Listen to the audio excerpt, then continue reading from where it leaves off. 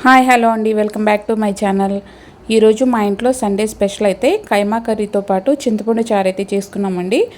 మా పిల్లలకి వాళ్ళ టీచర్ చెప్పారంట అన్ని కూరలు తినాలి, అన్ని కూరలు తింటేనే బలం వస్తుంది అని చెప్పి. మా పిల్లలు ఎప్పుడు సండే చికెనే అడిగేవాళ్ళు. ఈసారి ఏదైనా తీసుకురా డాడీ మేము తింటామనేసరికి మా వారైతే కైమా తీసుకొచ్చారు. కైమా కర్రీ ప్రిపరేషన్ అయితే చూసేద్దాము.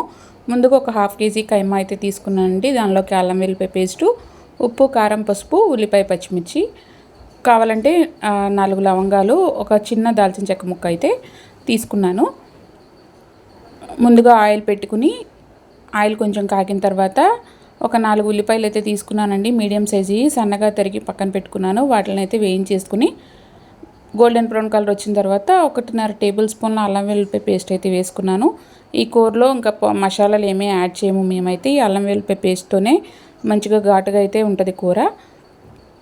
అల్లం వెల్లిపాయ పేస్ట్ కూడా పచ్చివాసన పోయిన తర్వాత కైమా అయితే వేసేసుకుని ఇట్లా కుక్ చేసుకుంటున్నాను. తర్వాత దానిలో రుచికి సరిపడా ఉప్పు, కొంచెం పసుపు అయితే వేసుకుని తిప్పేసేసుకుని కూరని మూత పెట్టేసుకుని అయితే నీరు ఎగిరే వరకు అయితే ఉంచేసుకున్నానండి. దానికి ఒక 10 నిమిషాల వరకు టైం పట్టింది.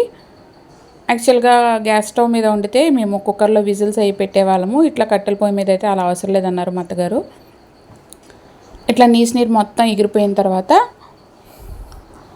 దానిలో మనకు కావాల్సినంత కారం, నేనైతే 1.5 టేబుల్ స్పూన్ల కారం అయితే వేసుకున్నాను.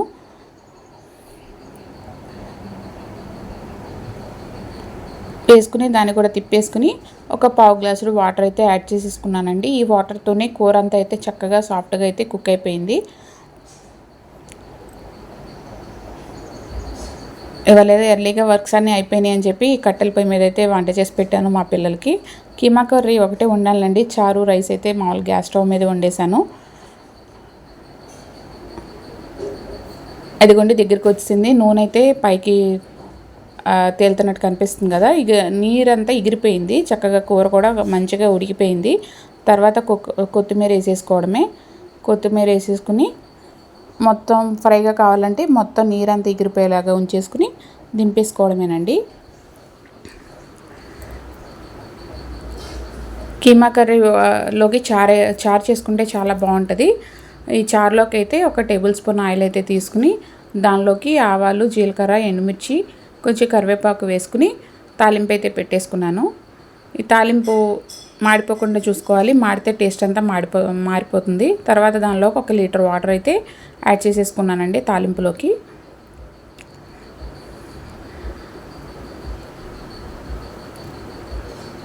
రుచికి సరిపడా ఉప్పు, కొంచెం పసుపు, ఒక హాఫ్ నిమ్మపండు సైజు, ఒక సగం నిమ్మపండు సైజు చింతపండు అయితే వేసేసుకున్నాను. ఎక్కువ పులుపు లేకుండా అయితే ఇట్లా అయితే చారు చాలా బాగుంటుంది. తర్వాత దీనిలోకి చారు పొడిలాగా కొట్టుకోవడానికి ఒక టేబుల్ స్పూన్ ధనియాలు, 2 టేబుల్ స్పూన్ల కందిపప్పు, కొంచెం జీలకర్ర అయితే కొంచెం హీట్ చేసుకుని ఆరబెట్టుకుని దాన్ని అయితే పొడిలాగా కొంచెం కచ్చాపచ్చిగా అయితే ఇట్లా మిక్సీ పట్టేసుకున్నానండి. ఈ స్టేజ్లో ఈ పొడి వేసాక అయితే చాలా చారు అయితే పొంగిపోతూ ఉంటాయి. అట్లా పొంగనివ్వకూడదు. పొంగితే మొత్తం ఆ పొడి మొత్తం పొంగిపోయిద్ది అనమాట. పొంగిపోకుండా గరిటెతో అయితే తిప్పుకోవాలి.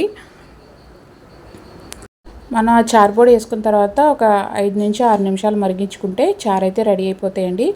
లాస్ట్లో కొత్తిమీర కూడా వేసుకుని ఒక 2 నిమిషాలు మళ్ళీ మరిగించుకుంటే మన చింతపండు చారు అయితే రెడీ అయిపోయింది. ఇంకా సర్వ్ చేసుకునే టైమే. అడిగింది మా చిన్న పాప అయినా కూడా నేనైతే సర్వ్ చేసుకుని వేడివేడిగా తినేసాను. రుచి అయితే అదిరిపోయిందండి. Thank you for watching. Video నచ్చితే లైక్ చేయండి, సబ్స్క్రైబ్ చేయండి.